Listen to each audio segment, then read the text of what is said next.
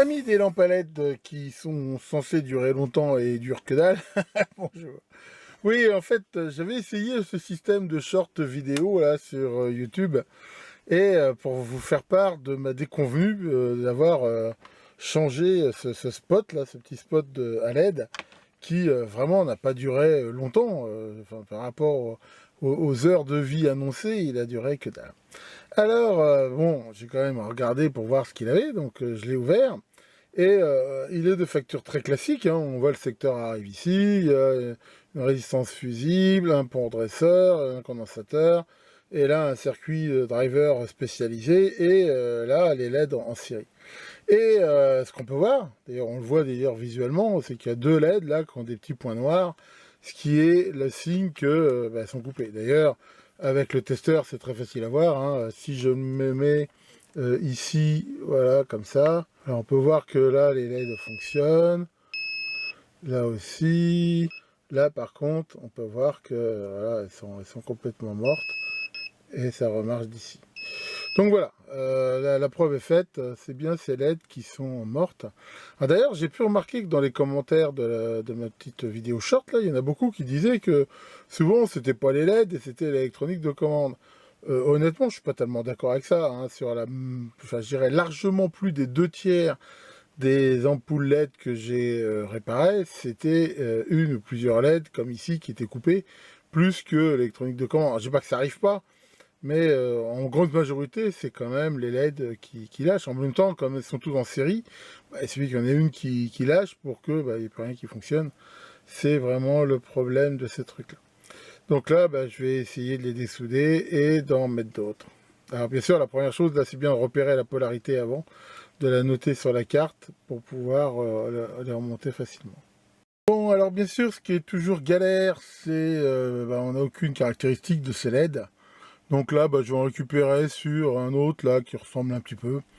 J'ose espérer que ça fera l'affaire. Donc, je vais utiliser ce petit MHP30 de Miniware, que je vous ai déjà présenté, qui est très pratique pour chauffer les plaques de façon à dessouder les LED.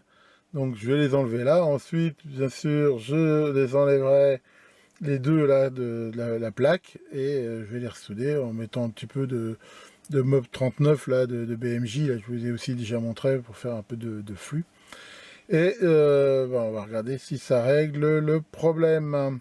Je rappelle que vouloir réparer ça avec un fer à souder, c'est même pas la peine. Hein. Pourquoi? Parce que ces LED, elles sont montées sur, comme on peut le voir, sur un substrat très fin qui est après une plaque d'aluminium qui sert de refroidisseur. Et si on essaye de chauffer ça avec un fer à souder, la plaque va absorber toute la chaleur et on n'y arrivera pas. Alors, on y arrive des fois avec de l'air chaud, mais le mieux c'est quand même d'utiliser une plaque chauffante. Alors soit un petit truc comme ça spécialisé. Ce qu'on peut aussi des fois utiliser, c'est carrément un fer à repasser, hein, tout simplement. Si on est en position de la température la plus haute, hein, position coton, je crois, à l'envers, généralement ça le fait aussi, ou du moins ça préchauffe la plaque assez pour qu'on puisse assez facilement je veux dire, dessouder les composants. Mais enfin voilà, il n'y a pas d'autre façon. Vouloir faire ça qu'un fer à souder, enfin j'ai jamais vu, enfin, j'ai déjà dans le temps essayé sans jamais réussir et je pense pas que ce soit faisable. De toute façon, c'est pas fait pour fonctionner de cette façon-là. Bien, et le problème c'est que toutes les LED que j'ai essayé pour remplacer les deux fautives, ça marchait jamais. Le truc, ça marchait éventuellement pendant très peu de temps, ça se mettait en sécurité et tout. Donc, n'ayant pas les bonnes LED et n'ayant pas non plus envie d'y passer 10 000 ans, j'ai tenté le tout pour le tout. Hein, ce que j'avais déjà montré dans ma vidéo, c'est de carrément court-circuiter les deux LED pourris, sachant que c'est une solution qui peut être plus ou moins bonne. Hein, comme je l'avais montré dans une vidéo, tout dépend en fait de la capacité du driver. Alors le driver, là, c'est un circuit spécialisé qui a priori monitoring le courant. Donc là, si on regarde bien, a priori, ça a l'air de fonctionner, à peu près normalement. Alors maintenant, est-ce que ça va durer longtemps? À vrai dire, j'en sais fichtrement rien. Ce que je vais faire, c'est que je vais le remonter, et puis on verra bien le temps que ça dure. De toute façon, je veux dire, entre ça et la poubelle, je peux être que gagnant. Donc je vais le remonter. Alors bien sûr, ce qui est très important, hein, c'est, là je vais en remettre, de bien mettre là de la pâte de refroidissement. Il faut savoir que pour moi, une des causes qui fait que ces trucs-là, ils durent pas longtemps, c'est généralement, en effet, qu'ils sont assez mal refroidis. Si on regarde les trucs de qualité, souvent, ils ont des radiateurs, des systèmes de refroidissement très performants. Puis la deuxième chose, je pense aussi, c'est que ils poussent un peu aux limites. C'est-à-dire que généralement, c'est un petit peu comme dans tous les composants. Si on veut une résistance qui tienne, je sais pas moi, 8 watts, on mettra au moins de 10 watts, quoi. On regarde toujours de la marge. Là, je suis pas sûr qu'ils regardent vraiment de la marge. À mon avis, les trucs, ils sont un petit peu limite que chez limite. Ce qui fait que la moindre surtension secteur ou le moindre truc qui dépasse un peu, bah voilà, c'est fatal. Et puis, comme j'ai dit, comme c'est en série, bah, il y en a une qui pète et tout le monde pète, quoi. Donc voilà, on va dire que c'est une demi-victoire de Canard, hein, dans la mesure où je ne l'ai pas réellement réparé, mais d'un autre côté, n'ayant pas les bonnes LED, je ne peux pas le faire. Et puis après, il faut reconnaître des spots comme ça. L'autre fois, j'étais chez Noz, j'en ai trouvé à 3 euros, je crois, des neufs, quoi. Donc après, enfin voilà, quand on regarde le temps qu'on y passe et l'investissement, on peut quand même se poser des questions sur le fait d'y passer vraiment du temps. Enfin voilà, je remonte tout ça et c'est bon.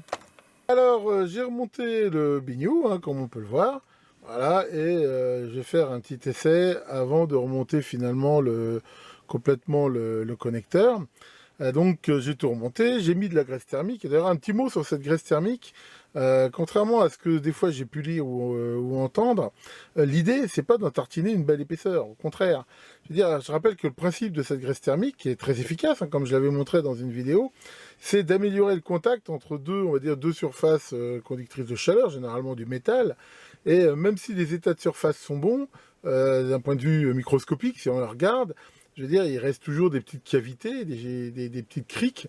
Et l'idée de cette graisse thermique, c'est de les remplir de façon à ce qu'il n'y ait pas d'air. Hein. L'air est un isolant assez fort, donc à éviter qu'il y ait de l'air dans ces criques, de façon à améliorer la conductivité. Mais c'est tout. Ce qui fait quand même le meilleur contact, c'est métal contre métal. Donc l'idée, c'est d'en mettre par contre sur toute la surface, hein, qu'il n'y ait pas d'endroit où il n'y en ait pas. Mais il faut en mettre un film relativement fin, et ça suffit. En mettre, comme j'ai vu une fois un gars qui disait « Non mais moi j'en tartine 3 mm », c'est une connerie de faire ça. Je veux dire, c'est pas du tout efficace. Alors, on va pouvoir faire le test final. Alors attention, c'est parti mon kiki. Hop, voilà, donc on peut voir que ça s'allume bien et que ça consomme Power Factor 0,5, ça fait 7,2 watts si on en croit cet appareil, et ça consomme 59 milliampères. Ah, voilà, on va voir le temps que ça va durer. Donc bien sûr, hein, le fait de court-circuiter ces LED, c'est pas vraiment une réparation très maligne. D'abord, ça fait comme perdre de la puissance, hein, dans la mesure où je sais pas combien il y avait de LED en tout, mais enfin, mettons qu'il y en avait 16. Bah voilà, on perd 2/16 de LED en faisant ça. Et puis, comme j'ai dit, ça va généralement plus ou moins surcharger d'autres éléments. Alors tout dépend de la façon dont c'est fait. D'après ce que j'ai vu du datasheet du contrôleur, là c'est un truc qui marche par impulsion avec contrôle du courant. Donc je pense que ça le fait plutôt bien ici d'avoir fait cette réparation, contrairement à d'autres systèmes beaucoup plus simples, hein, comme j'avais montré, quand c'est un simple pont de diode et une petite résistance. Là ça le fait pas du tout. Enfin voilà. Il n'y a plus qu'à voir le temps que ça durera. Et ben voilà pour cette réparation. Donc j'avais vraiment pas prévu de faire ça. Aujourd'hui c'est mon dernier jour de vacances, hein, vu que je reprends le travail demain. Mais bon, allez, ça me fait toujours mal au cœur de jeter quelque chose alors que je peux quand même essayer de le réparer. Mais enfin bon, c'est quand même pas terrible. Hein. C'est vrai que c'est un petit peu l'idée de ma vidéo short. Je trouve quand même que dans l'ensemble, ces trucs-là, par rapport à ce qu'ils essaient de nous vendre, durent quand même pas très longtemps. Alors, dans un sens, c'est relativement quand même illégal, parce qu'il faut reconnaître aussi que dans ma chambre, par exemple, j'ai des lampes LED, je les ai depuis sans doute 2-3 ans, et elles fonctionnent très bien, et sans aucun problème. Donc c'est vrai qu'on s'attarde plus, hein, comme on dit, hein, les trains qui arrivent à l'heure n'ont pas d'histoire. Mais enfin, bon, c'est quand même illégal, mais dans l'ensemble, quand même, je trouve que ça dure quand même pas aussi longtemps que ça devrait. Alors surtout, c'est vrai qu'on prend quand même du bas de gamme. Enfin, on va pas refaire le monde, c'est comme ça. Bah oui, mes vacances sont terminées, donc c'est passé bien vite. J'ai pu faire un certain nombre de choses, mais pas tout ce que je voulais. Mais enfin bon. Je me suis bien reposé et c'est ça le plus important. La prochaine vidéo cette semaine sera, elle est déjà faite en fait, hein, mais je la publierai pour mercredi ou jeudi, sera pour vous montrer CP0124, hein, qui je pense pourra en intéresser certains. Et vendredi, comme prévu, j'aurai le plaisir de refaire un petit live avec vous. Tiens Maurice, ça va Maurice? T'as une idée pour mon spot? Ah ouais, c'est quoi ton idée? Vu que ça coûte pas cher, t'en achètes un nouveau, tu le démontes, tu prends les LED pour les remettre dans celui-là. Bah oui, bah oui. Tu vois ton problème, toi, Maurice. Hein. Je crois que t'as divorcé de ton cerveau et que t'as pas eu la garde des neurones. Hein. Que le grand LED vous fasse de vos éclairages et à très bientôt pour de nouvelles vidéos.